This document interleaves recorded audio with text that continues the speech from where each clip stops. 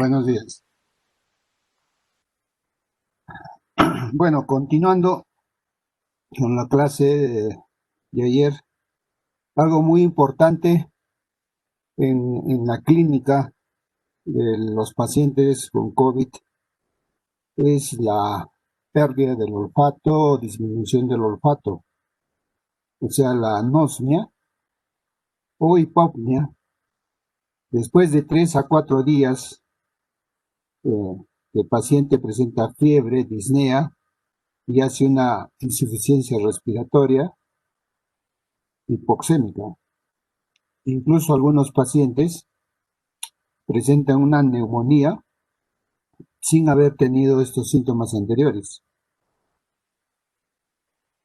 Ustedes saben que el virus puede ingresar a través de las fibras nerviosas en esta terminación nerviosa del bulbo raquídeo o del bulbo olfatorio, y de esta manera va generando una respuesta inflamatoria. El daño viral en esas terminaciones nerviosas, entonces vamos a tener un problema a nivel del bulbo olfatorio. Eso explica por qué el paciente deja de sentir olores o cree que el virus podría diseminarse por vía transneuronal. Lo que va a pasar es que va a llegar a una neurona, se va a pasar a la otra, se va a diseminar por exocitosis, endocitosis de una neurona. Entonces va a pasar a la otra neurona y de esa manera el virus se disemina por el encéfalo, lo que puede provocar una encefalitis, una inflamación a nivel del encéfalo, y muchas veces el paciente va a presentar edema cerebral. Es importante tener conocimiento de esto. Hoy en día, el virus se va a ingresar por las mucosas de las fosas nasales. Algo que se está haciendo es rociarse una pomada, ¿no?, en las fosas nasales antes de salir a la calle, antes del trabajo, o después del trabajo, o antes de ingresar a la casa. Y el virus va a encontrar una barrera en la mucosa nasal que va a ser el punto graso, o también, ¿no?, en algunos están colocando gotitas de agua con sal. Entonces, en el medio básico el virus no vive. Son medidas que se están tomando. Pero una vez que ya el virus ingresa a través de las fosas nasales, el olfato se pierde justamente por la diseminación que hace el virus por exocitosis y endocitosis en la neurona.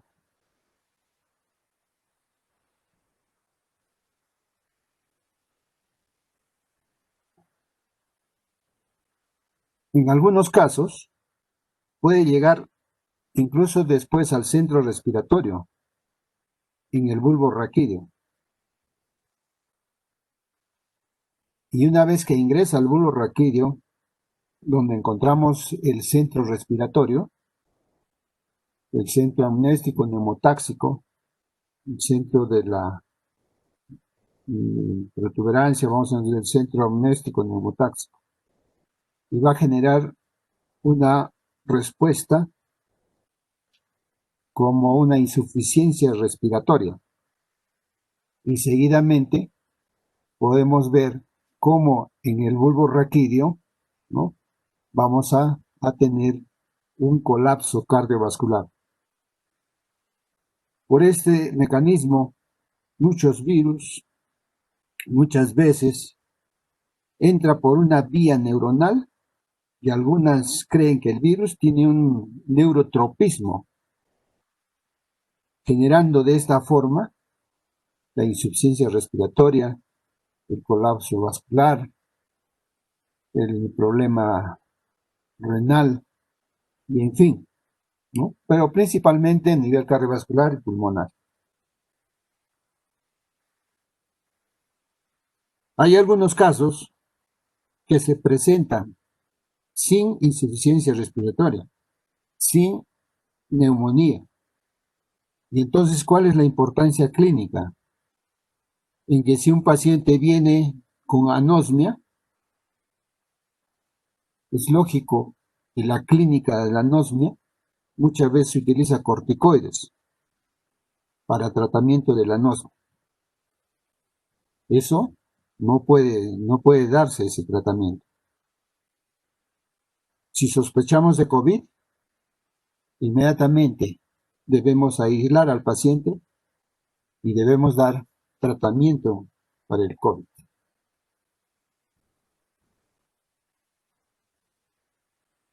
Podemos preguntarnos por qué algunos pacientes no tienen manifestaciones de vías aéreas superiores.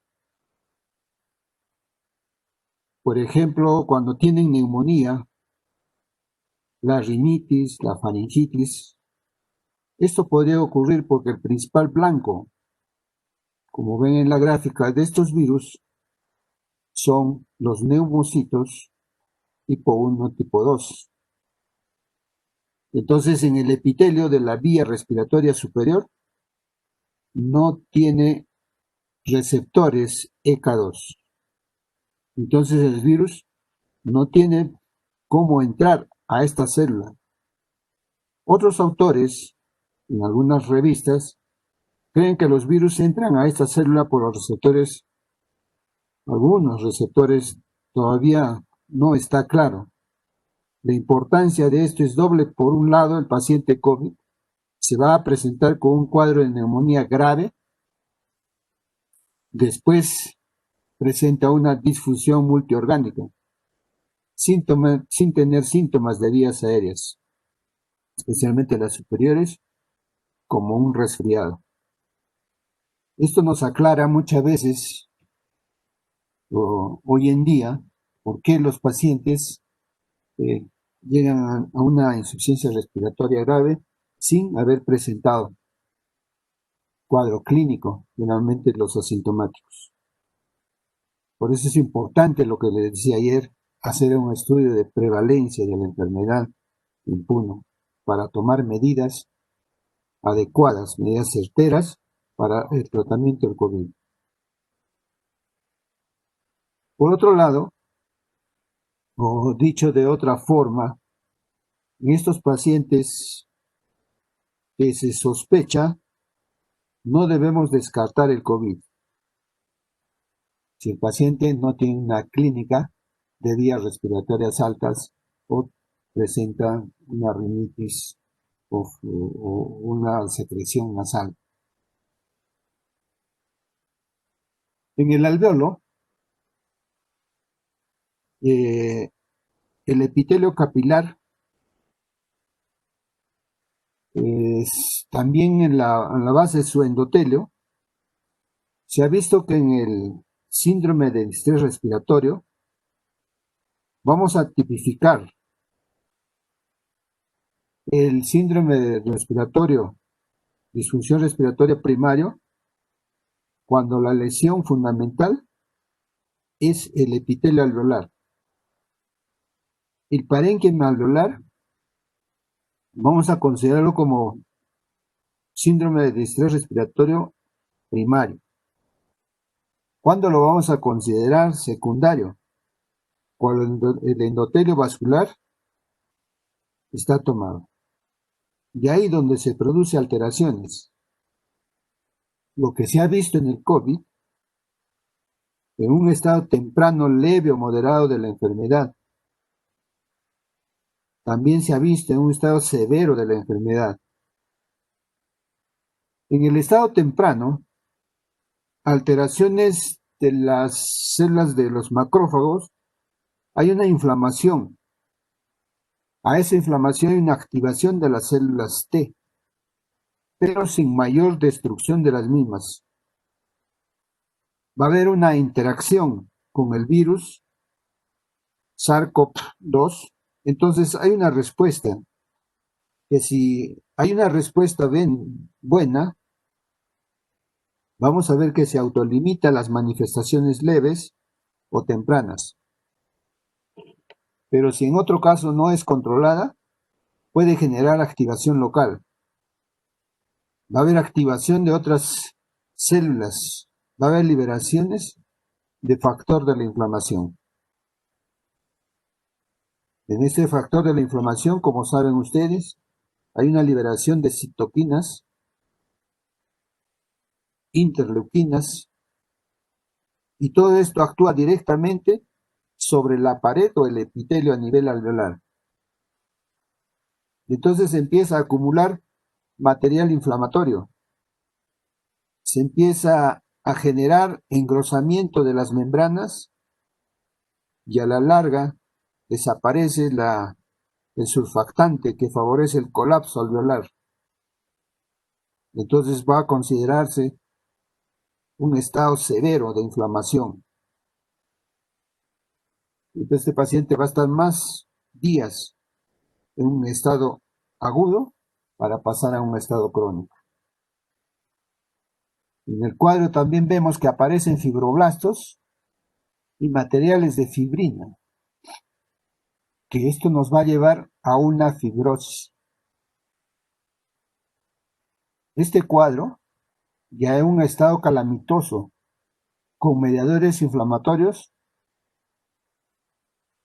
nos favorecen una gran inflamación, pero va a ser de origen pulmonar. Y ahí vamos a ver también que se disemina a otros órganos. Si nosotros pensamos en las fases iniciales, la inflamación es local, no está diseminada todavía, no hay mayor compromiso. Si nosotros logramos controlar, no va a pasar del contexto localizado a nivel pulmonar. Lo que sí tenemos que tener en cuenta es en el estado severo, porque ya esto transgredió la inflamación, esto se generalizó y esto va a conllevar a un deterioro, especialmente en el deterioro hemodinámico. Y esto podría conllevar a la falla y disfunción de órganos.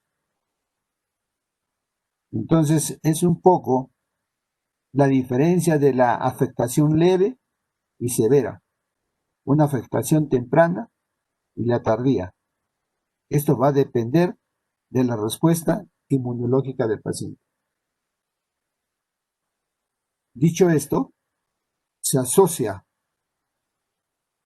como hemos hecho en el curso, primero estudiar lo que es la inmunología del paciente para comprender a esta enfermedad, tanto en la afectación primaria como en la afectación tardía. Algo interesante, en la revisión se han presentado los diversos mecanismos de infección por el SARS-CoV-2.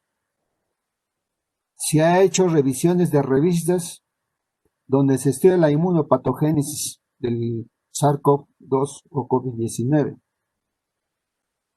Vamos a ver cómo controlar la respuesta inflamatoria. Esta respuesta es tan importante para atacar el virus. Hay terapias inhibidoras de la infección viral. También hay regulación de la inmunidad disfuncional. Las respuestas pueden sinergizar para bloquear patologías en múltiples pasos. También podemos ver que al mismo tiempo la asociación entre las disfunciones de la inmunidad y el resultado de la gravedad de la enfermedad en estos pacientes que presentan COVID-19 nos debe servir como una nota de precaución para desarrollar y también ver el desarrollo de las vacunas y asimismo hacer una buena evaluación. Otros estudios del huésped, como la respuesta inmune al SARS-CoV-2, va a ser necesaria, incluyendo una investigación detallada de los determinantes de salud que no se están haciendo a nivel nacional, la prevalencia versus resultado, unos resultados disfuncionales, porque esto nos ayudaría a identificar biomarcadores para definir correlatos inmunes de protección y también controlar la gravedad de la enfermedad para un triaje efectivo de pacientes. Es importante, como decía ayer, la participación de la universidad. Estamos quedando absolutamente mal frente a la población. Hay muchas críticas que no estamos haciendo los docentes. Y esto, saliéndonos un poco del tema, todo lo que yo estoy haciendo, prepararlos para el manejo de pacientes críticos que ustedes van a tener cuando sean internos, sean serumistas o sean residentes. No puede ser posible la desatención o la mala atención de pacientes críticos. El síndrome que nosotros vamos a ver de liberación de citoquinas en un COVID-19 grave es un conjunto de síntomas que pueden desarrollarse como efecto secundario de diversos tipos de inmunoterapia, en particular aquellas que involucran células T. El síndrome ocurre cuando las células del sistema inmunitario se activan y liberan grandes cantidades de citocinas en el organismo, como ven en el cuadro.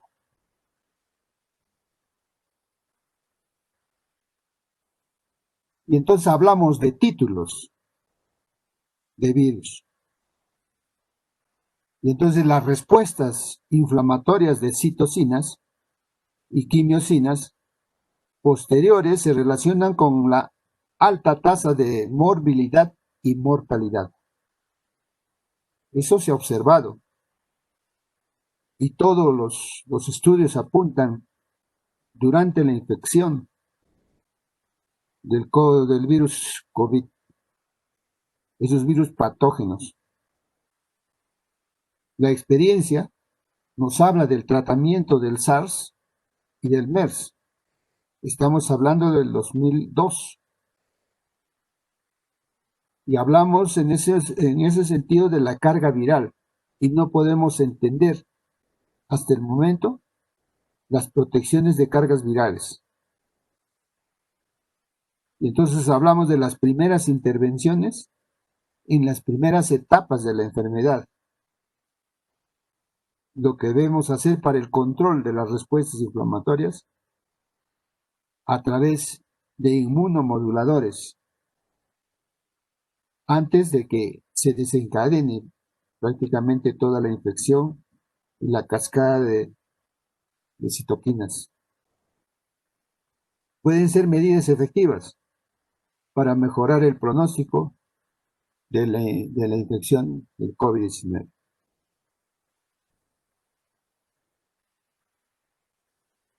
La inflamación, el endotelio y la tormenta de citoquinas es una parte esencial, una respuesta inmune efectiva. Asimismo, sabemos que es difícil eliminar las infecciones con éxito.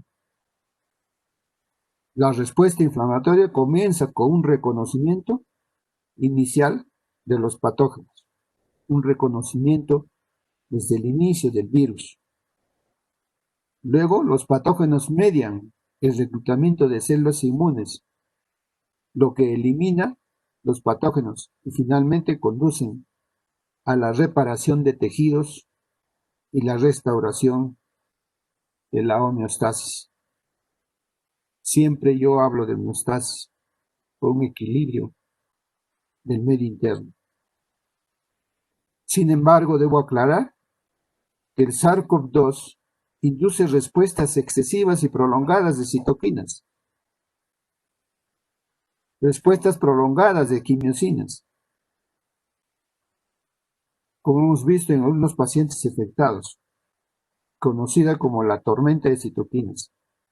Esta tormenta causa el síndrome de distrés respiratorio agudo o también una disfunción multiorgánica, lo que conduce a un deterioro fisiológico, la muerte,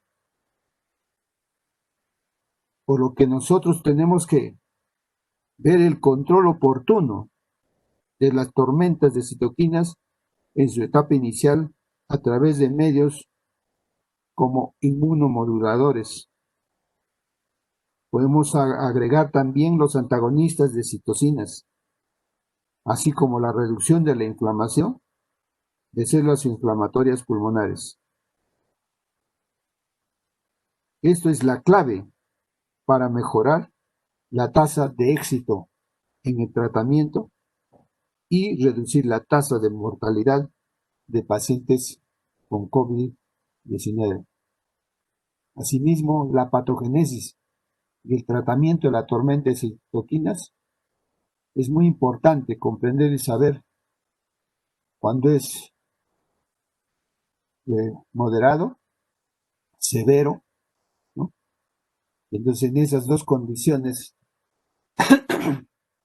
nosotros tenemos que tener en cuenta. Para el COVID-19 no se ha probado todavía aún los tratamientos eficaces contra el virus existente. El conocimiento en la expansión sobre la virología del SARS-CoV-2 proporciona un número deficiente de posibles dianas farmacológicas. La terapia, por ejemplo, con el remdesivir,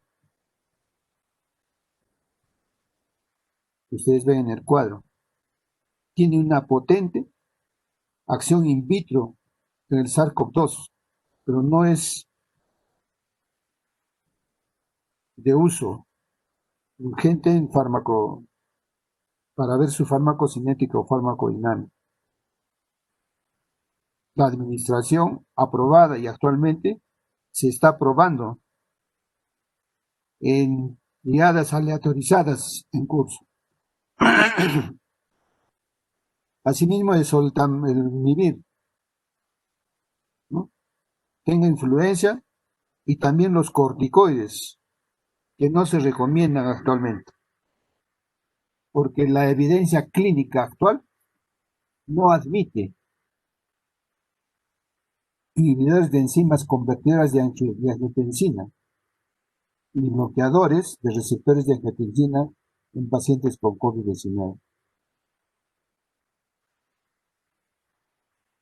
Dos fenómenos trombóticos.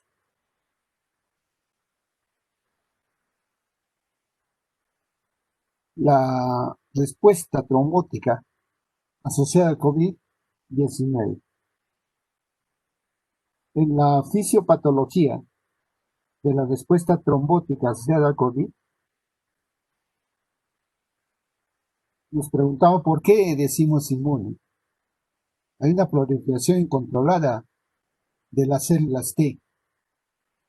Hay una activación excesiva de los macrófagos. Hay una hipersecreción de citocinas proinflamatorias. Perdón.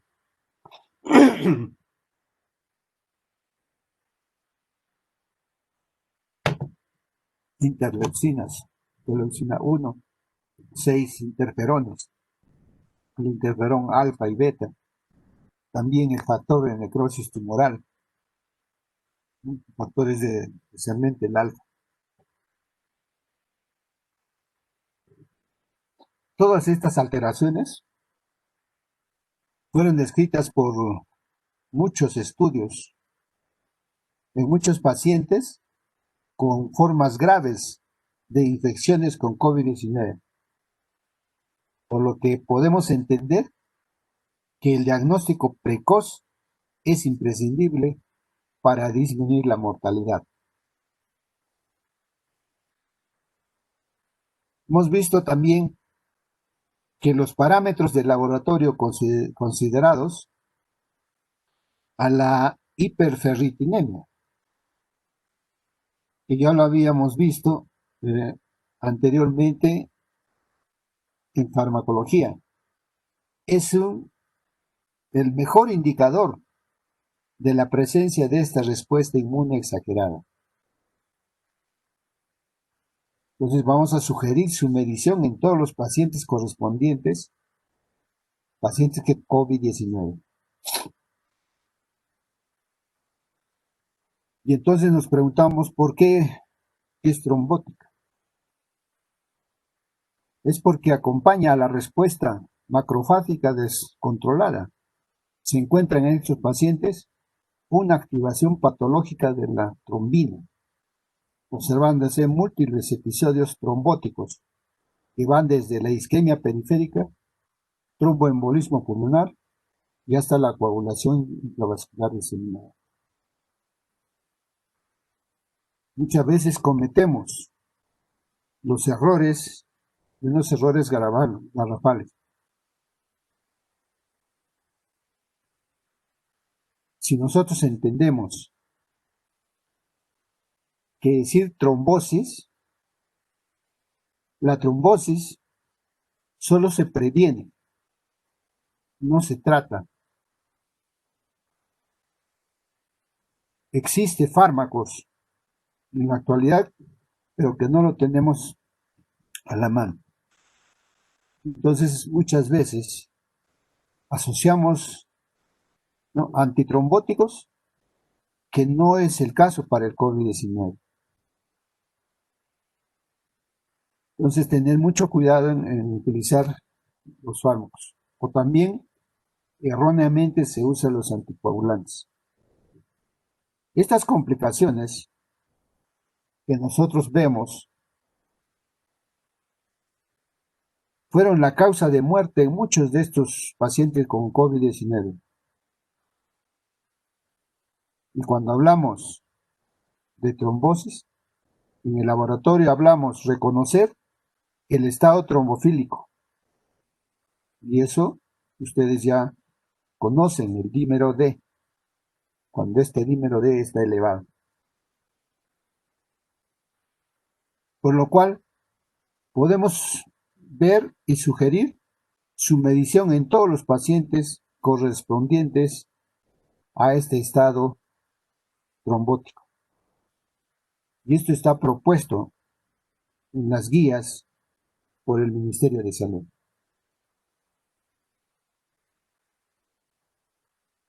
Y entonces en la fisiopatología vamos a ver que vamos a tratar por dos caminos.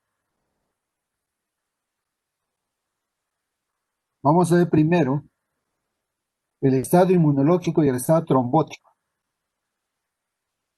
En el estado inmunológico, donde hay liberación de interleucina 1, interleucina 6, lo que va a traducirse como fiebre, donde hay hemofagocitosis, la pancitopenia, donde hay hipersecreción de ferritina, hiperferritinemia, podemos ver el metrotexate. Y en el estado trombótico, el otro camino, donde hay liberación del factor activador del plasminógeno, lo que nos va a traducir en hiperfibrinolisis, y otros mecanismos de activación patológicos de la trombina, con un dímero elevado.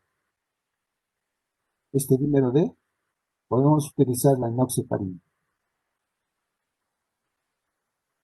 Mucho se ha hablado en forma irresponsable cómo es que vamos a utilizar la enoxaparina.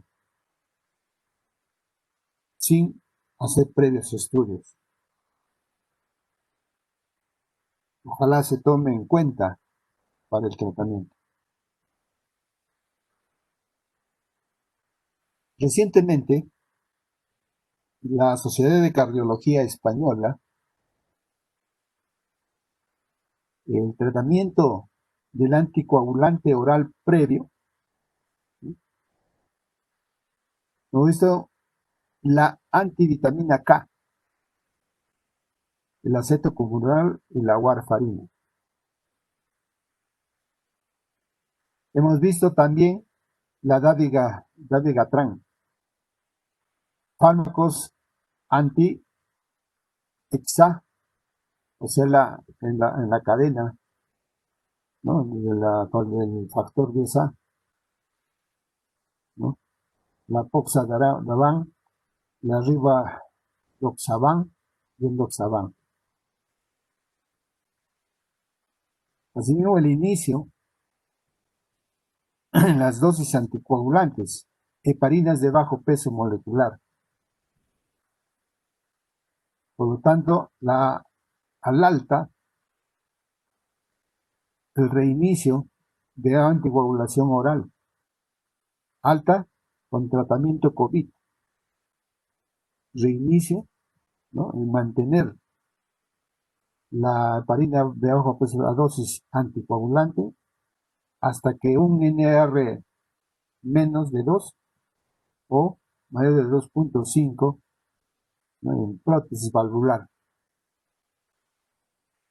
Y el inicio de anticoagulantes orales, iniciarlos cuando estuviese programado en la siguiente dosis de las heparinas de bajo peso molecular. Está así recomendado por la Sociedad Española, como les venía diciendo.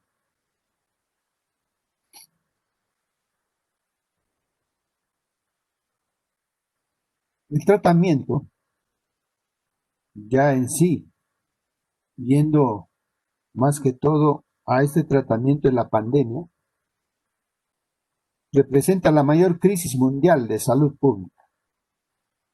La velocidad y el volumen de los ensayos clínicos lanzados para investigar las posibles terapias para COVID-19 destacan tanto la necesidad como la capacidad de producir evidencias de alta calidad, incluso en medio de una pandemia. Hasta la fecha, no se han mostrado terapias efectivas, por lo que es una llamada de atención de las autoridades a los profesionales de la salud que libremente, a través de medios de televisión, se presentan medicamentos que más hacen daño que bien.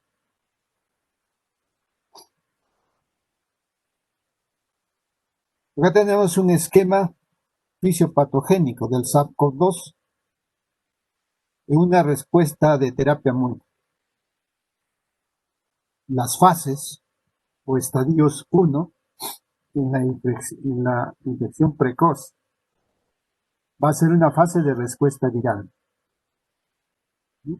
Que va a haber tanto las vías aéreas hasta la fase pulmonar.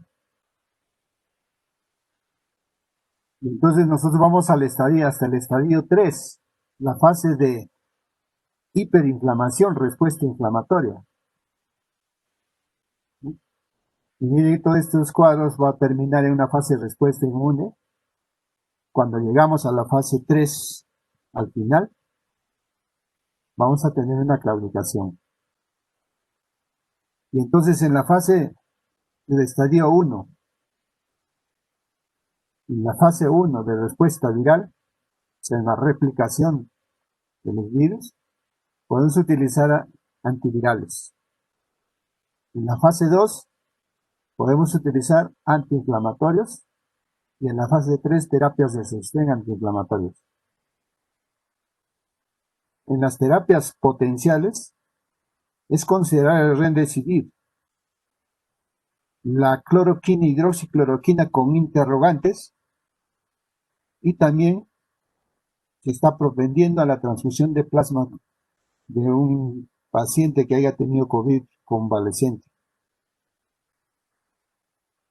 Tanto los antivirales y los inflamatorios van a ver que se reduce la inmunosupresión.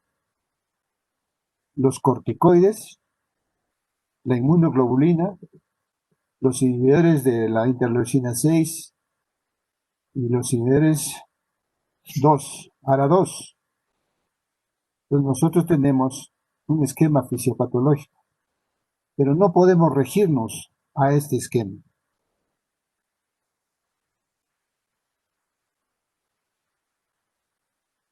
¿A qué nos lleva? Ya dijimos ayer, no voy a repetir por el tiempo, hay algo interesante,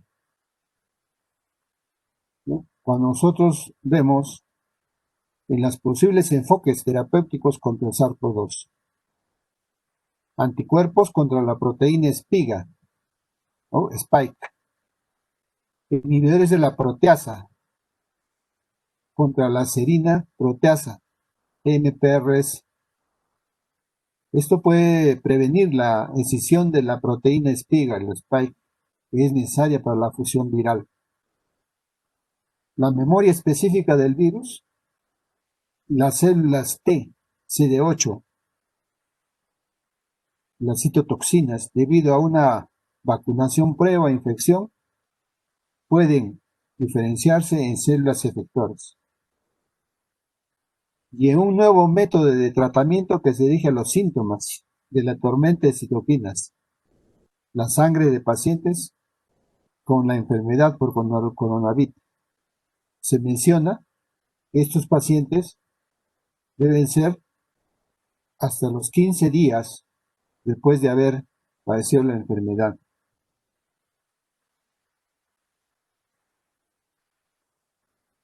En las opciones terapéuticas, si nosotros vemos el cuadro, tenemos los inhibidores de la síntesis viral. Tenemos el remdesivir. Es una droga experimental. No está disponible en todos los hospitales. Es un fármaco que se administra por vía intravenosa. Es un fármaco análogo nucleótido, lo que hace es inhibir a la RNA polimerasa. Como ven aquí el cuadro.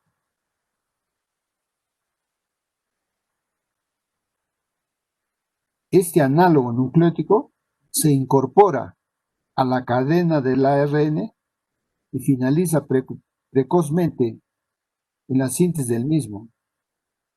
Entonces va a bloquear las terminaciones de la síntesis del ARN. Ahora, como es una droga experimental, todavía faltan datos de seguridad de dosis óptima de datos farmacocinéticos. Solamente para los lugares donde tienen ensayo clínico, también podemos hablar de lopinavir y ritonavir, que habíamos hablado en los antirretrovirales, especialmente en el tratamiento del VIH. Esto no está recomendado, porque hasta la fecha, si bien es cierto que tienen estudios y dónde actúa, no ha demostrado muchos beneficios en el COVID-19. En la entrada del virus, los inhibidores de la entrada, podemos hablar de la hidroxicloroquina y la cloroquina. Ustedes saben que estos fármacos han sido utilizados en pacientes con malaria o pacientes con artritis reumatoidea. La hidroxicloroquina parece tener menos toxicidad cardíaca que la cloroquina. pero en ambos la principal preocupación en su toxicidad es hacia el corazón, porque va a provocar una prolongación del intervalo QT con frecuencias cardíacas menos de 30 y así provocar arritmias cardíacas graves. Unas arritmias cardíacas graves, ¿no?, que va a llevar a colapso cardiovascular. Asimismo, este fármaco tiene propiedades antiinflamatorias, inhibe las moléculas involucradas en la llamada tormenta de citoquinas y además impide la replicación del COVID-19 a varios niveles.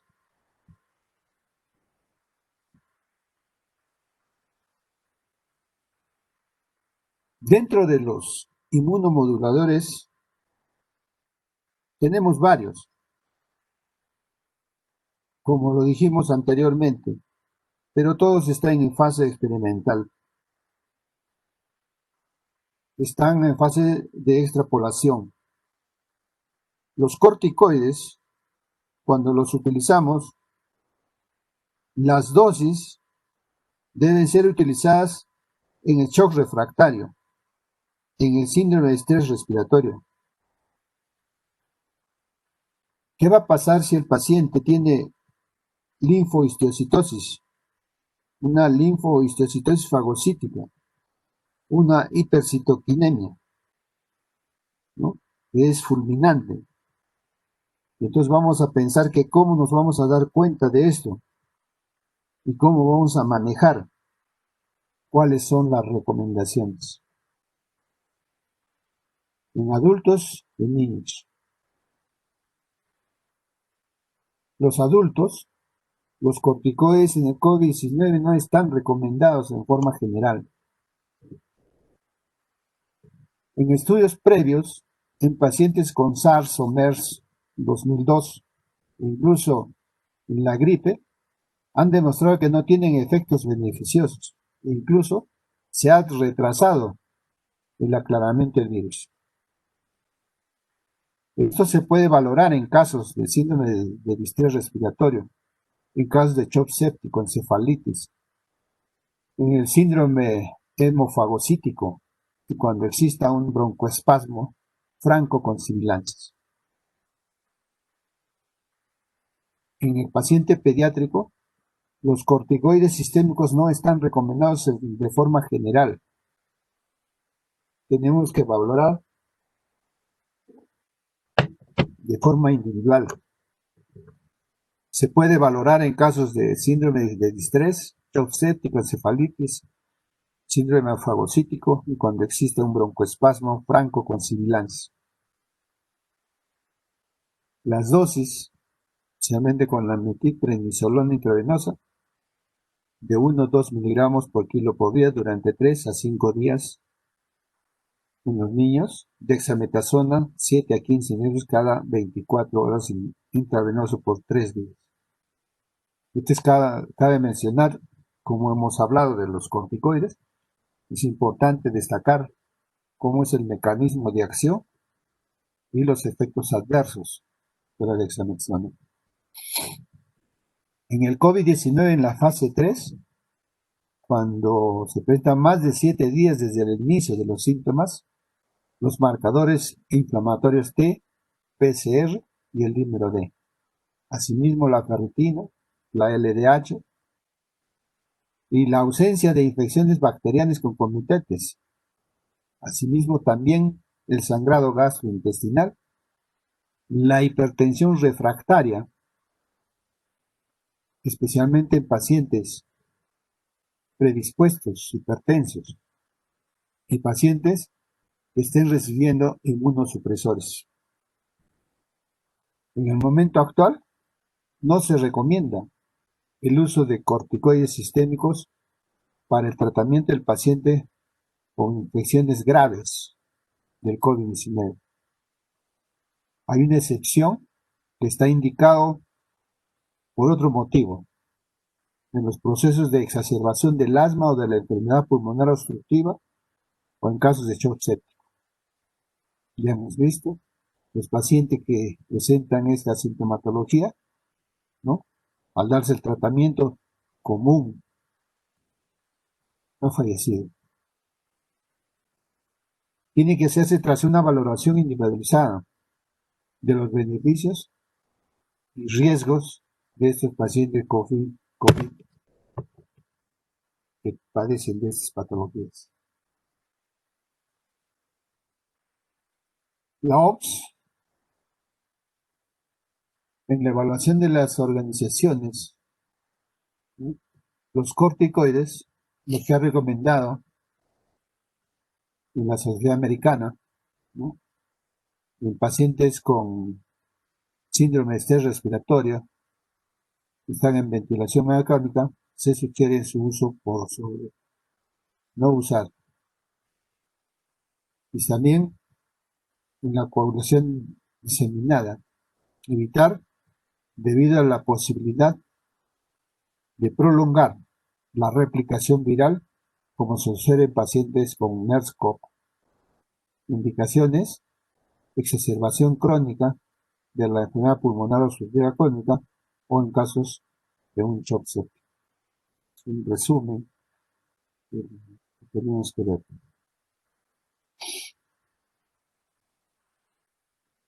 Factores asociados al estrés respiratorio. Se ha hecho un estudio en 201 pacientes COVID-19 en síndrome de estrés respiratorio.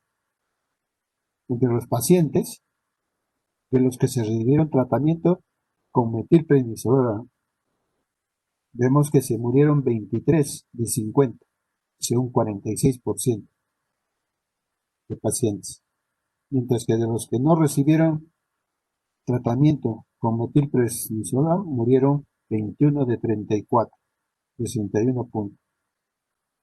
La administración de metilprednisolona parece haber reducido el riesgo de muerte en pacientes con este síndrome de estrés respiratorio.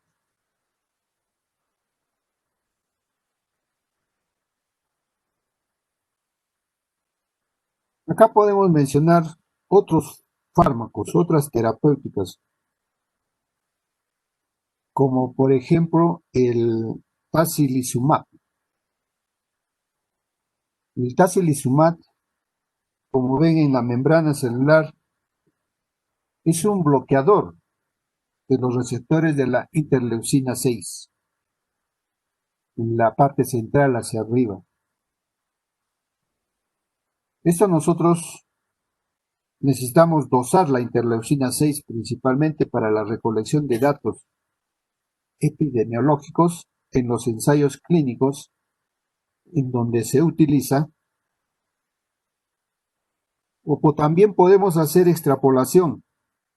Es un anticuerpo monoclonal que lo que hace es bloquear el receptor interleucina 6. Recuerden que ya lo que hemos explicado, que la interleucina 6 está muy aumentada en los pacientes críticos.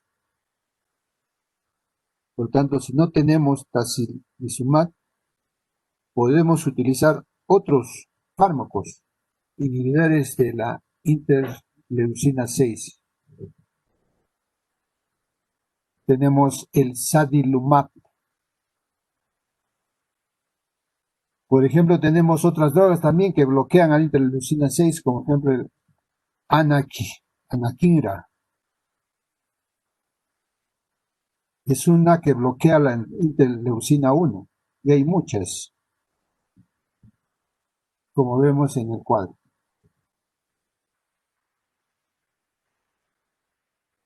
Dentro de las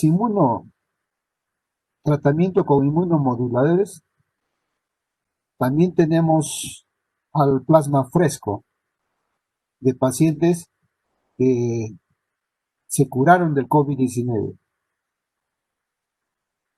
Hay relatos, estudios en pacientes críticos que mostró mejoría de los hallazgos que vimos en las tomografías, mejora de la oxigenación, Este tratamiento es prometedor, pero nuestro medio no está disponible.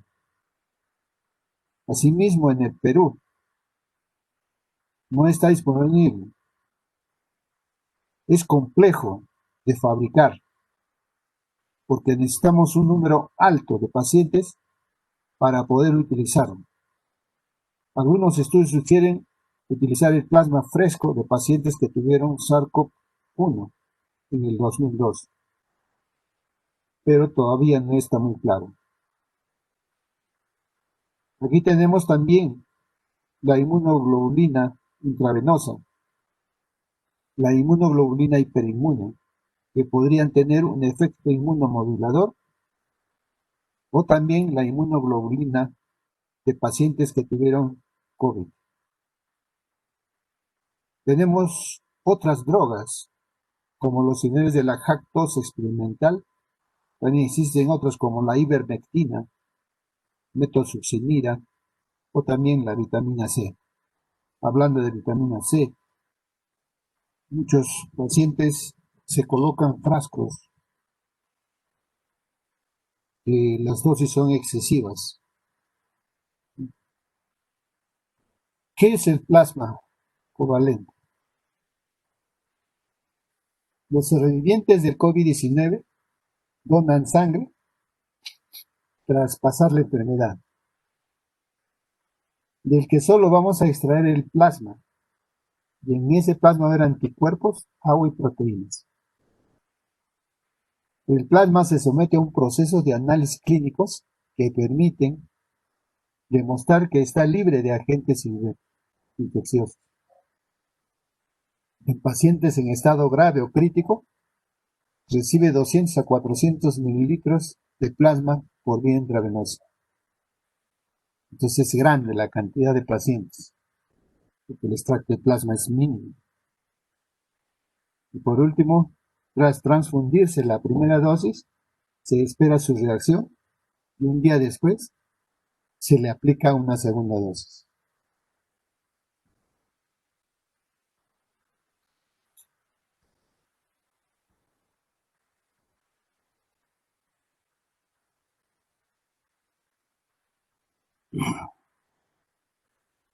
Si nosotros vemos el cuadro, los pacientes que tienen tratamientos, especialmente tratamientos con hidroxicloroquina, por ejemplo, a partir de cuando lo tratamos antes de la línea segunda, no porque el paciente está hiperinflamado, no porque haya injuria miocárdico, tormenta de citocinas, disfunciones orgánicas. Ya en la fase 3, la hiperinflamación, el síndrome de estrés respiratorio agudo, sepsis, linfohistocitosis fagocítica, tormenta de citoquinas. En este tratamiento podemos utilizar, además de los antimaláricos, utilizamos las drogas experimentales,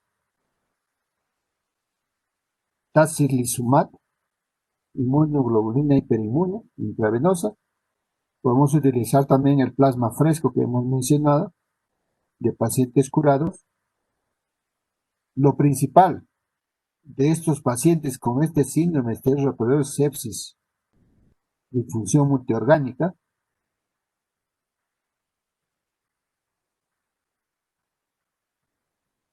es el soporte.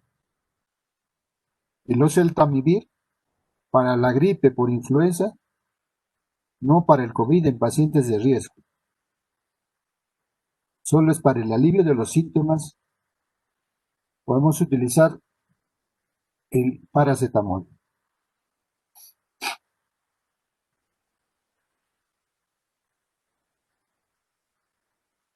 Si nosotros vemos el cuadro, la hidroxicloroquina, vamos a ver que bloquea la glicosilación del receptor EK2, impidiendo la entrada del virus. Aumenta el pH del endosoma, impidiendo la activación de proteasas que permiten la función de la membrana y la liberación del virus al citosol. Asimismo también el efecto inmunomodulador, que es reduciendo la expresión de la dosificación de los mediadores inflamatorios. 3. Interleucina 6. Y la dosificación de cloroquina en adultos es de 500 miligramos cada 12 horas por 5 a 10 días. En pediatría, si bien es cierto no existen estudios, también hay revistas en el tratamiento de hidroxicloroquina en niños. En la hidroxicloroquina, adultos de 400 miligramos cada 12 horas en el día 1 y 200 miligramos cada 12 horas en el día 2 al 5. Hasta el 10º día podemos ver. En pediatría, 5 miligramos por kilo por dosis cada 12 horas el día 1 y 3 miligramos por kilo por dosis cada 12 horas desde el día 2 hasta el día 5 o 10. Y entonces tenemos que encontrar el efecto que nos podría, o un efecto adverso de la hidroxicloroquina, que es importante tener en cuenta. Porque es importante por la automedicación de los pacientes. Sabemos que están repartiendo como caramelos estos fármacos. Y el paciente no tiene conocimiento y peor, que nosotros no estamos educando a la población. Efectos adversos como dolor abdominal, náuseas, anorexia, cefaleas, urticaria. Ya cuando el efecto adverso es severo, toxadas de Pontines, el electro, hipoglicemia, pancitopenia, anemia hemolítica por déficit de la G6P. También se presenta el angioedema, la retinopatía, pérdida de la audición, reacciones extrapiramidales y también fallo hepático. Pues frente a estos eventos adversos y automedicación de la hidroxicloroquina, se ha visto que se debe retirar el medicamento. También tenemos que pensar en estos pacientes que reciben hidroxicloroquina, el monitoreo, un hemograma, un examen de glucosa, y hacer un perfil hepático, electrolitos en sangre, EKG, especialmente bien del QT, revisar las interacciones farmacológicas con los demás fármacos.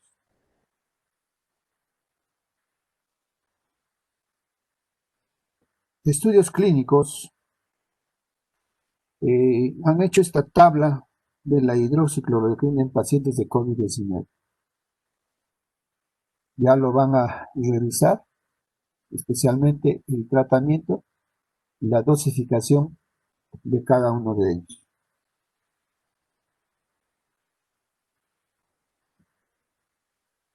La hidroxicloroquina y la acitromicina en el COVID-19, un ensayo clínico abierto, no aleatorio. Fueron pacientes hospitalizados con COVID-19, donde se incluyeron primero la edad, mayores de 12 años. Segundo, un PCR documentado, ¿no? Un transporte de SARS-CoV-2 en muestra nasofaríngea al ingreso, cualquiera sea su estado clínico. Fueron excluidos pacientes con alergia, retinopatías, deficiencia de la glucosa 6-fosfato deshidrogenasa y la prolongación del intervalo QT por el efecto adverso que produce este fármaco. Los pacientes con lactancia materna y embarazadas, estas fueron excluidas en función de su declaración y los resultados de pruebas de embarazo Esto es cuando fue necesario. Los pacientes se agruparon en 3 categorías: asintomáticos, infecciones del tracto respiratorio superior, cuando presentaban cuadros de rinitis, faringitis o fiebre y mialgia de bajo grado y aislados. También la categoría de infecciones del tracto respiratorio inferior, cuando presentaban síntomas de neumonías o bronquitis.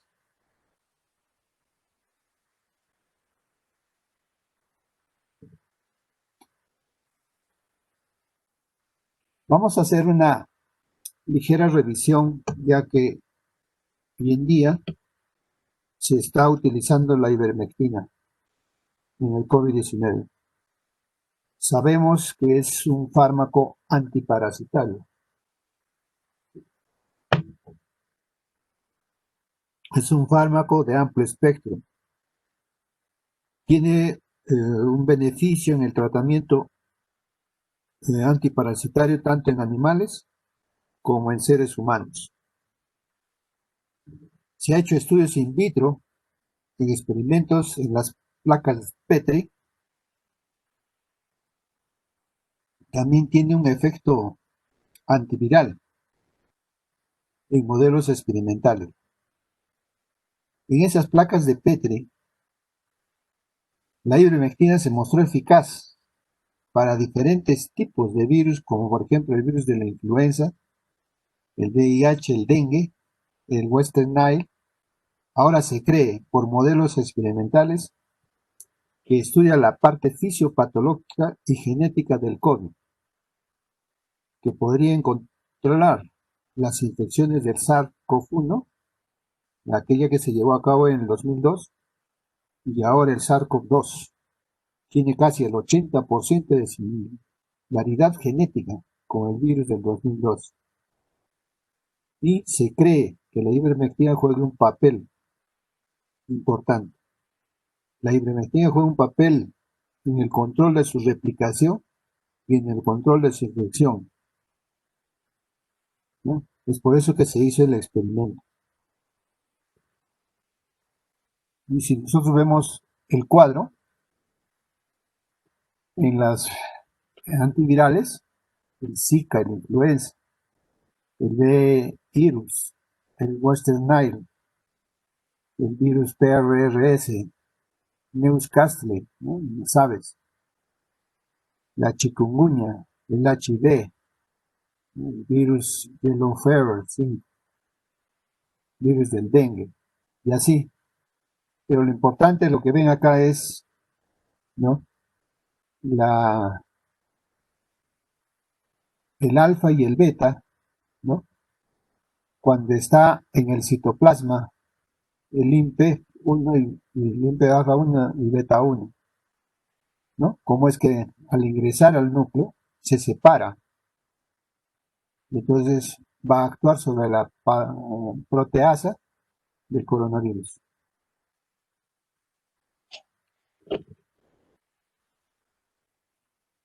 Entonces, ¿cuál es la acción de la ivermectina?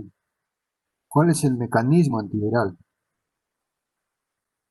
La hipótesis propuesta lo que hace es inhibir el importe nuclear de proteínas virales. ¿Qué queremos decir? Fíjense en esta célula experimental. Los detalles fisiopatológicos están explicados mejor, ¿no? En la fisiopatología del virus. Lo que hace es con la proteína S, ¿no? Que está en la parte periférica del virus, y con el receptor EK2, y también con la acidin-proteasa. Esto todo en la región transmembrana. Esto se fusiona y entra a través de la membrana por endocitosis dentro de la célula. Recordar que el virus se replica utilizando la maquinaria de la célula del hospedero, sintetiza su material genético, sus proteínas estructurales, como los NAD estructurales, y finalmente el virus sale de la célula por exocitosis.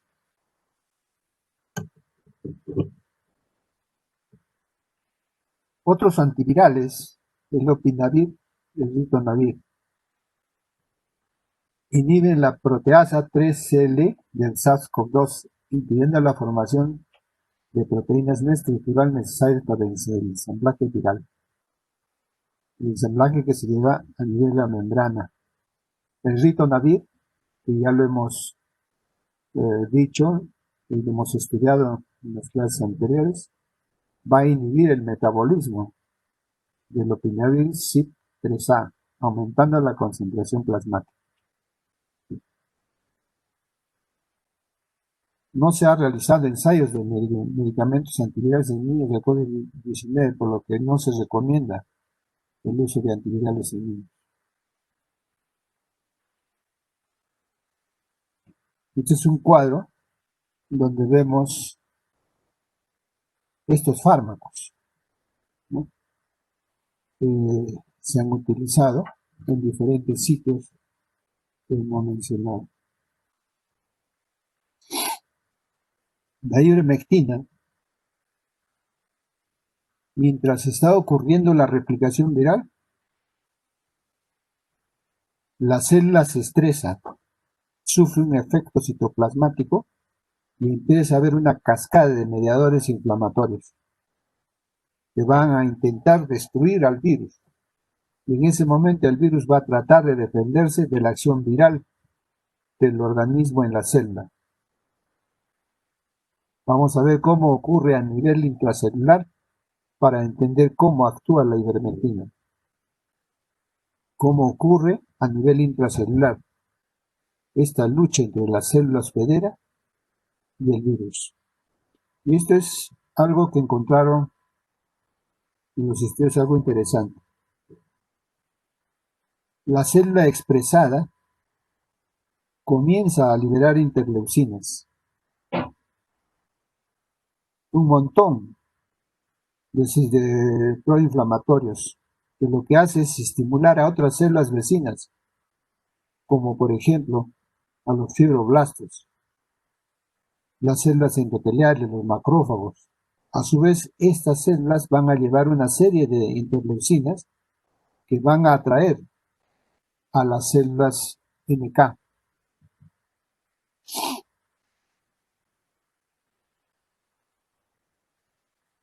Linfocitos TCD8, que son los linfocitos asesinos y tóxicos.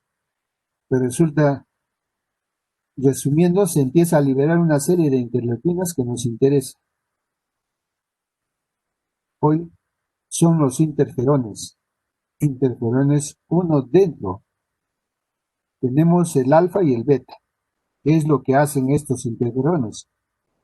Son proteínas. Actúan sobre los receptores específicos en la membrana de las células hospederas. Y esta interacción entre interferón y el receptor, vamos a ver que desencadenan una serie de activaciones de señalizaciones intracelulares. ¿Y qué es lo que va a ocurrir? Fíjense en la gráfica que se va a producir una activación de diferentes proteínas dentro de las células, cuyo principal objetivo es llevar un mensaje al núcleo, es llevar un mensaje al material genético. Y este va a ser activar una respuesta inmune innata, destruir al virus. ¿Y cómo ocurre la destrucción de este virus? Una de las proteínas que se activa van a necesitar ser transportadas al citoplasma hasta el núcleo. Y para eso va a necesitar la ayuda de un complejo llamado importinas alfa, importinas beta.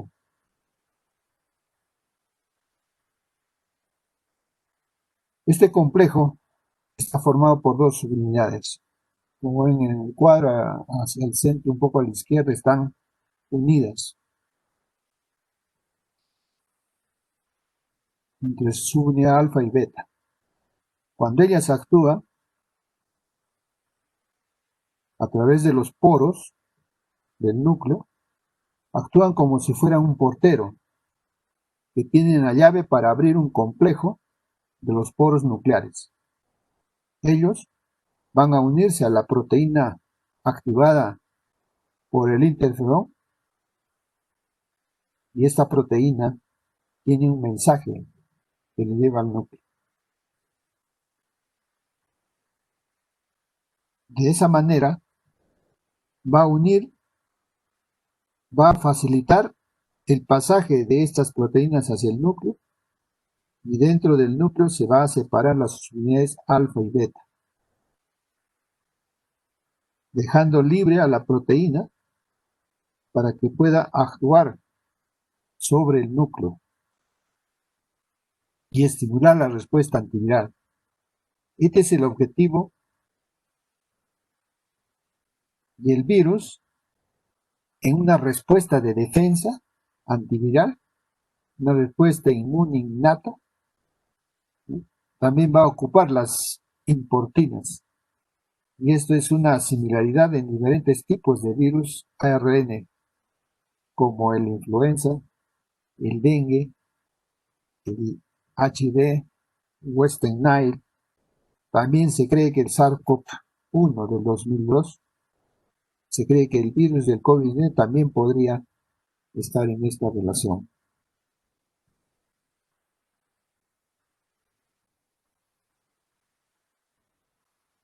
Algunas proteínas ya son sintetizadas, van a tener una acción de inhibir el efecto antiviral. Si nosotros fijamos una proteína del virus, ¿no?, que está cerca al núcleo, la ORC6, no sabemos si es una proteína estructural, como por ejemplo la proteína N del nucleocáspide. No se sabe, no hay estudios hechos del SARS-CoV-2. Entonces esta proteína viral se une al complejo de importina, alfa y beta, y también este complejo, pues recuerden que es como un portero que tiene la llave, va a inducir a la proteína viral en el núcleo. El complejo se va a separar ya dentro del núcleo en alfa y beta, y se va a disociar, y la proteína viral va a quedar libre para actuar, y también va a llevar un mensaje al núcleo. En ese mensaje, lo que va a hacer la respuesta antiviral en el núcleo. Por ende, se inhibe la respuesta antiviral. Va a ocurrir un aumento de la infección. ¿Y qué papel juega la ivermectina? Si nosotros vemos la ivermectina, su estructura molecular, ¿no?, les aclaro que es una estructura molecular de la ivermectina, y lo que hace es desestabilizar este complejo de importinas alfa y beta, beta 1. Las desestabiliza, los separa. De esa forma, al separarse, pierde su efecto. No puede transportar proteínas por los poros nucleares. Entonces, la proteína del virus va a quedar en el citoplasma, no va a poder entrar de esta manera, porque esta proteína es desconocida. No puede entrar al núcleo, no puede llevar, por lo tanto, el mensaje para estimular una inhibición de la respuesta antiviral.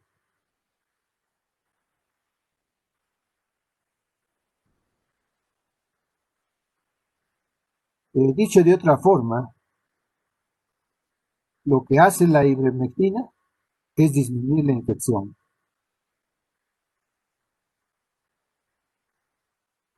Al inhibir el importe nuclear de proteínas virales, Es así como se cree que la ivermectina podría actuar impidiendo la replicación viral del virus del COVID-19.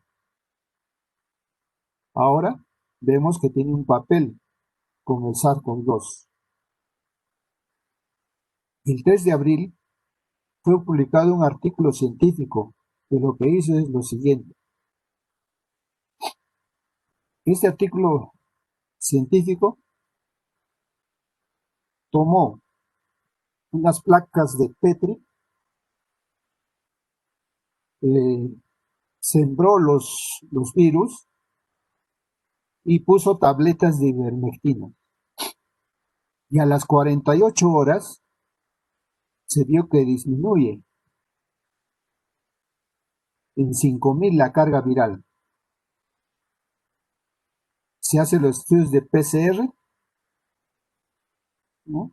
Y su aplicación fue favorable. Entonces vemos acá, si recordamos, que el coronavirus tiene la fase 1, la fase 2 y la fase 3. Prácticamente en la fase 3 ya es una fase descontrolada en la tormenta de citoquinas. Y entonces vimos cómo la ivermectina reducía la carga viral en forma extraordinaria. Entonces es así como el papel de la ivermectina podría ser en la fase precoz para impedir la progresión del avance de la enfermedad. Pero nuevamente tenemos que ver que no tiene comprobación clínica científica. Estudios publicados entre ivermectina, COVID-19, el pronóstico, el estudio o el propósito es una discusión académica. En estudios de farmacogenética se ha demostrado que la máxima dosis tolerada por el cuerpo humano sería tolerada hasta 10 veces superior a la dosis recomendada.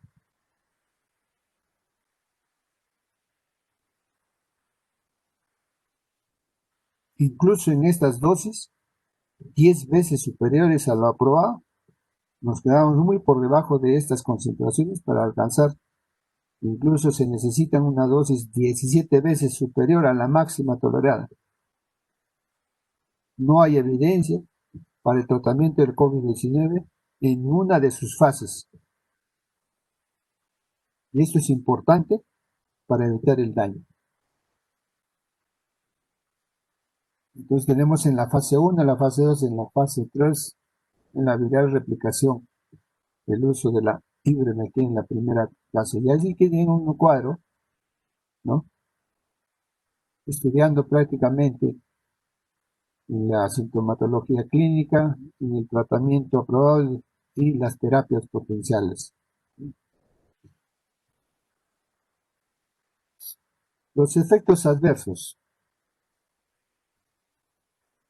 Los efectos adversos comunes, diarrea, náuseas, vómitos, un 40%. Cefaleas, artralgias, hiperglicemias y trigliceridemias. Y en los severos, dorsales de Pontines, pancreatitis, pancitopenia 40%, aumento de las transaminasas, hiperbilirubinemia, hepatotoxicidad. Pues es importante los estudios de laboratorio, los perfiles, tanto sean hematológicos, hepáticos, renales. La monitorización de estos pacientes se hace con hemogramas, perfiles o pruebas hepáticas, un perfil lipídico, electrolitos plasmáticos. Y en el EKG, especialmente la curva del QT. En las observaciones del tratamiento, la OMS nuevamente está haciendo estudios para su uso. Por ejemplo, en el tratamiento con lopinavir, ritonavir, no aceleró significativamente la mejoría clínica ni redució la mortalidad o disminuyó la detectabilidad del ARN viral en la garganta en pacientes con COVID serio 19. Tiempo promedio de inicio del tratamiento después de los 12 días desde el inicio de los síntomas. Hay una tendencia no significativa a menor mortalidad en estos grupos de lipornavir, ritonavir, 19.2%, DIS 27.1%. En conclusión, este tratamiento del lopinavir y ritonavir no aceleró significativamente una mejoría clínica, no redujo la mortalidad o también la disminución de la detectabilidad del ARN viral en la garganta en pacientes con COVID-19. Todos estos estudios que se hacen son informados.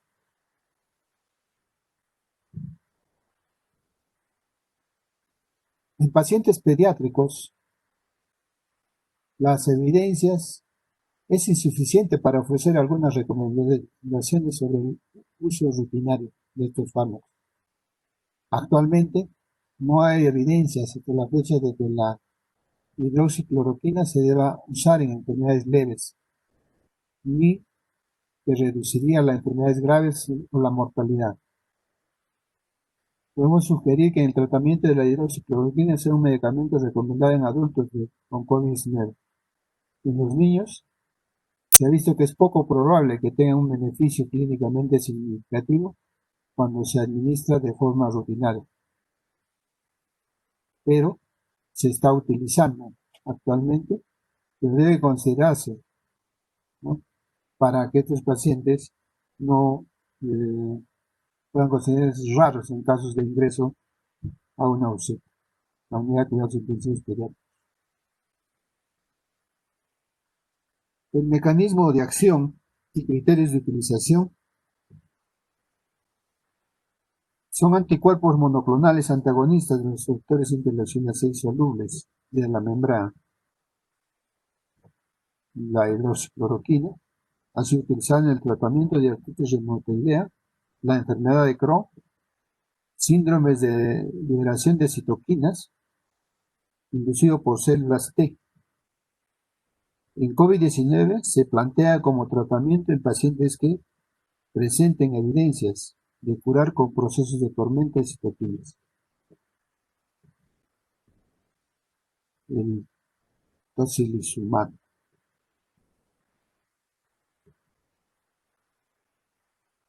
Y entonces surgen estudios del tocilizumab. Hay criterios de uso en enfermedades críticas, neumonías intersticiales con influencia respiratoria grave, empeoramiento rápido respiratorio que necesita ventilación no invasiva o invasiva, de acuerdo a un score respiratorio, escala de severidad. La presencia del fallo orgánico extrapulmonar, principalmente el shock, o un score que sea mayor a 3 de la escala SOFA, la interleucina 6, el dímero D, la ferritina, la LDH. El otro estudio también se hicieron criterios de exclusión, ¿no?, que sean AST y ALT superiores a 5 veces, los neutrófilos menor de 500 células, las plaquetas menor a 50.000 por milímetro cúbico, sepsis documentada, diverticulitis complicada o perforación intestinal, infección cutánea en curso, tratamiento de inmunosupresor por la utilización de este fármaco.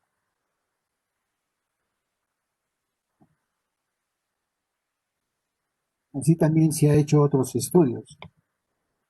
Se ha hecho un reporte de casos en las poblaciones de 21 pacientes con diagnósticos de neumonía COVID severa o crítica.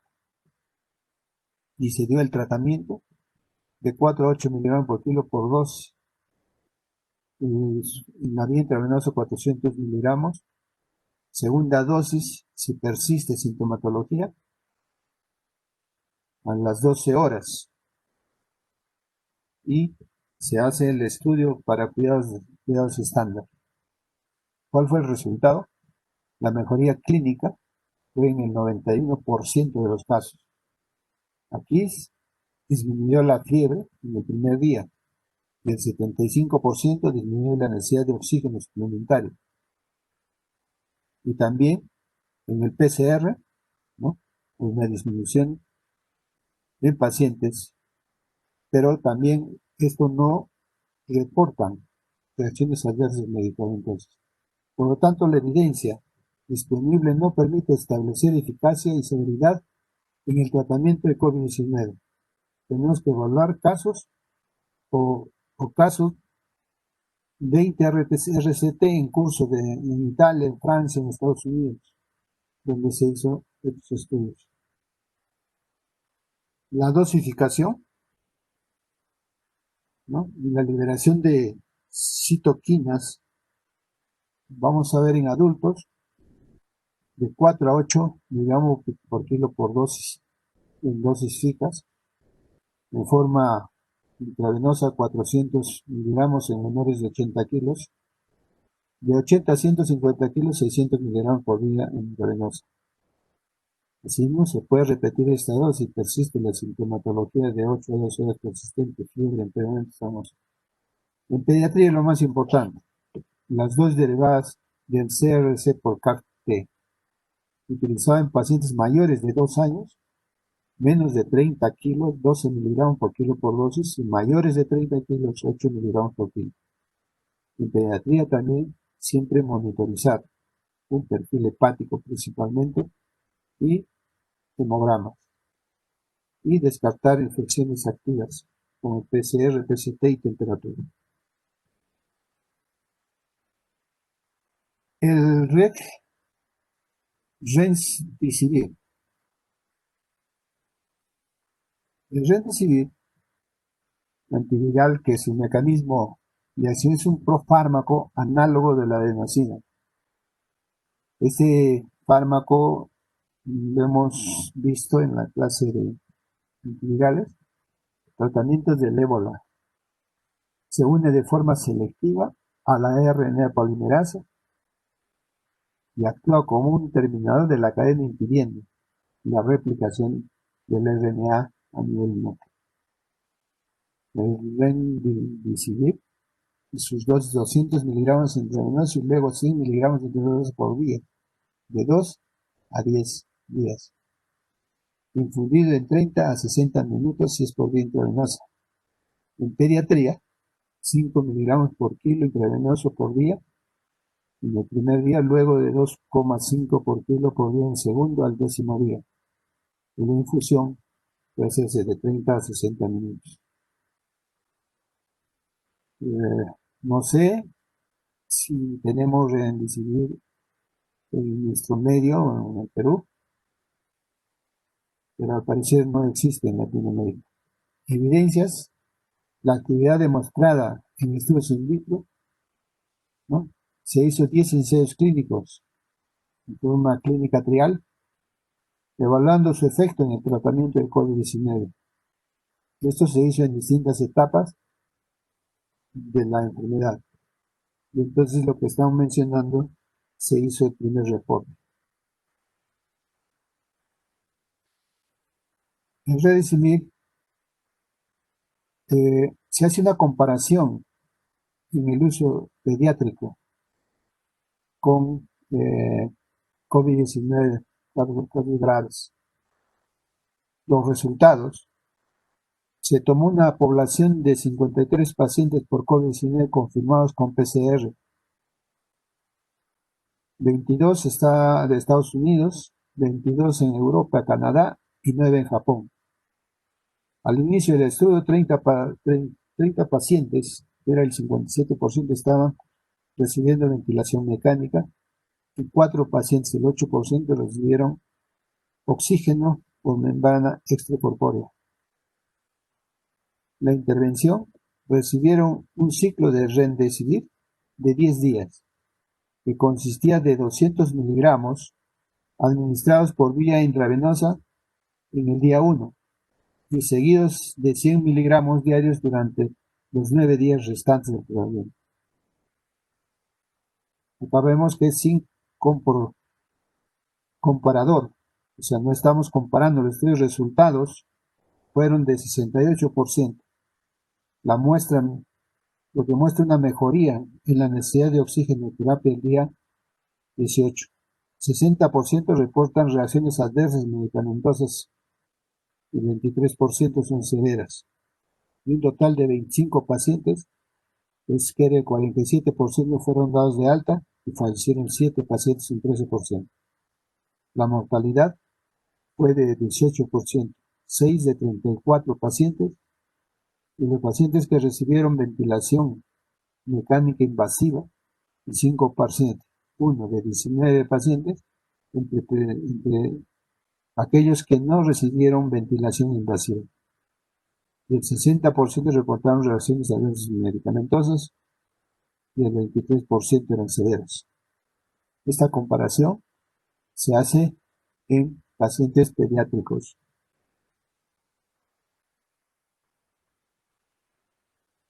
Otros fármacos, como ayer la pregunta que me hizo su compañera, hemos dicho que debemos evitar AINES, ¿no? Se prefiere el paracetamol por sus menos efectos adversos. Los inhibidores de enzima convertidora de angiotensina podemos mantenerlo, no retirarlo, según la patología de base. Ya habíamos mencionado, si al retirarlo vamos a aumentar la exposición de la célula del virus y evitar en lo posible terapias que producen aerosolización o tomen las precauciones adecuadas, especialmente en los hospitales, en las unidades de cuidados intensivos, donde hay bastante aerosolización, ¿no? Son cargas virales que se encuentran en las unidades de terapia intensivas o también en los centros quirúrgicos. Y lo que están expuestos con estas cargas virales son los médicos, las enfermeras y el personal de salud. Si nosotros sospechamos, ¿no?, de una complicación, los antibióticos no están recomendados. Pero si nosotros vemos una sospecha clínica de una coinfección, es útil determinar la prolasitoamina. Si encontramos la PCR alta y la PCT alta, sospecha de sobreinfección o es una agregada. El PCR alta y el PCT normal o baja solo nos va a indicar la inflamación.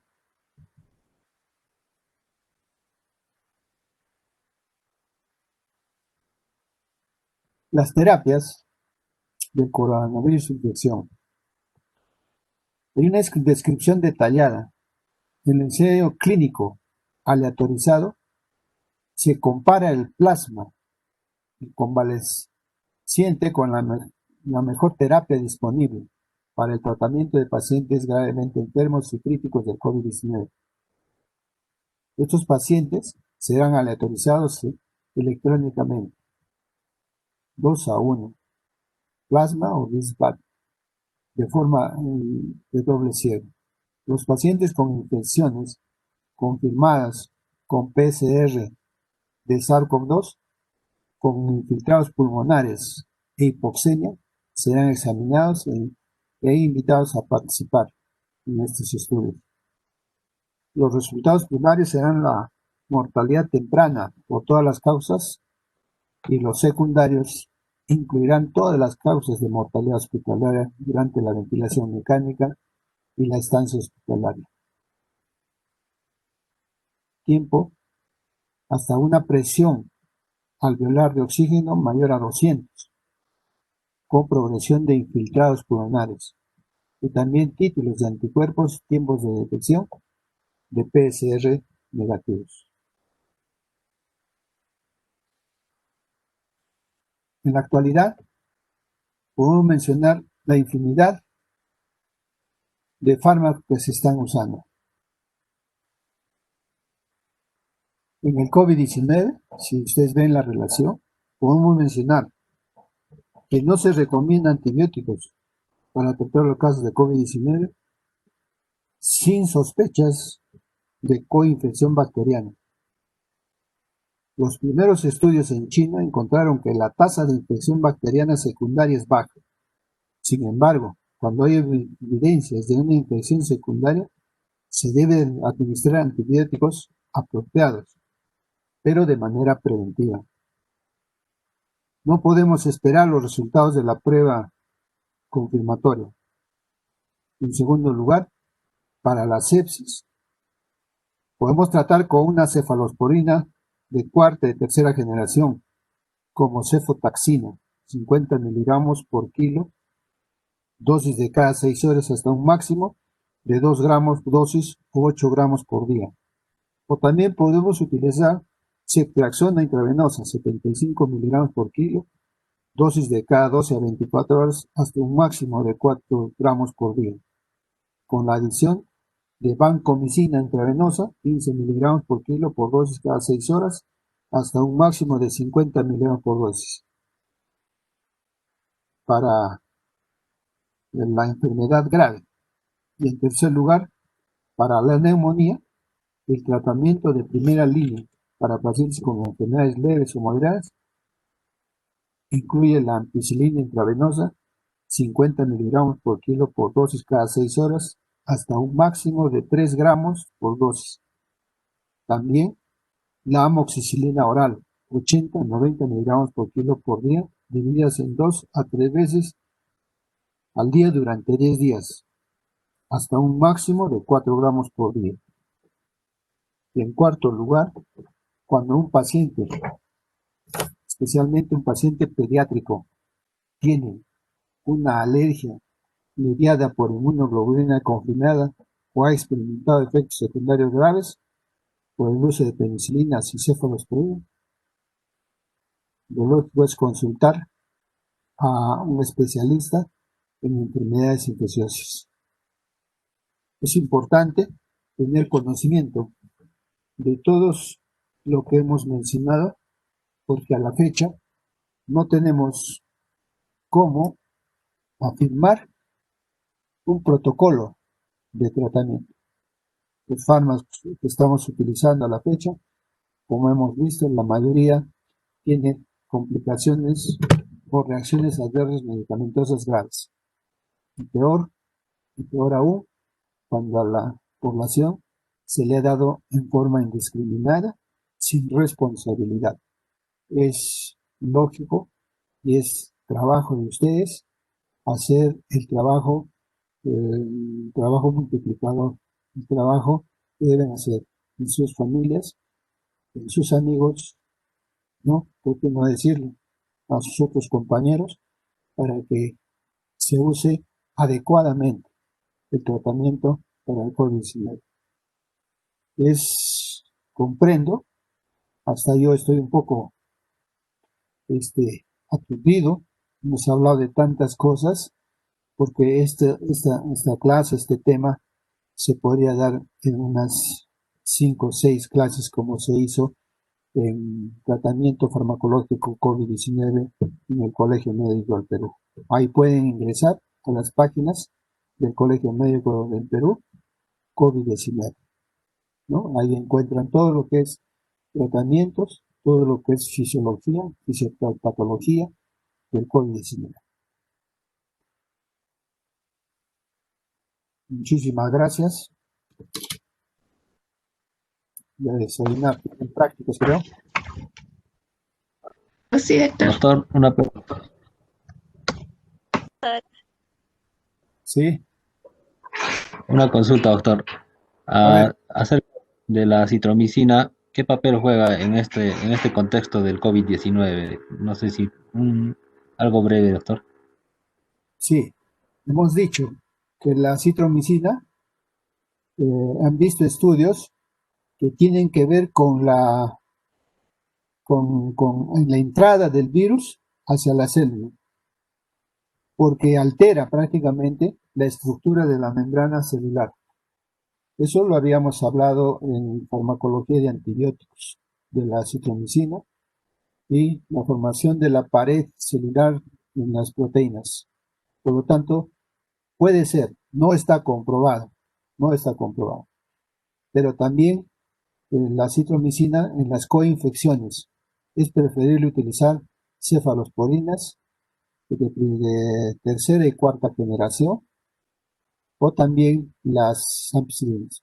Y también mucho cuidado en niños. Se está utilizando mucho la citromicina en niños, ¿no? Que puede conllevarnos a catástrofes en la célula, ¿no? De estos pacientes. A nivel de membrana celular. ¿Sí? Bueno, muchísimas gracias. Hasta luego. Entonces el día martes culminamos. Gracias, doctor. Hasta luego, doctor. El día martes culminamos con lo que es farmacología de antimicóticos. Y de ahí ya el 8 el examen, ¿ya? Doctor, hasta luego, doctor. Hasta luego.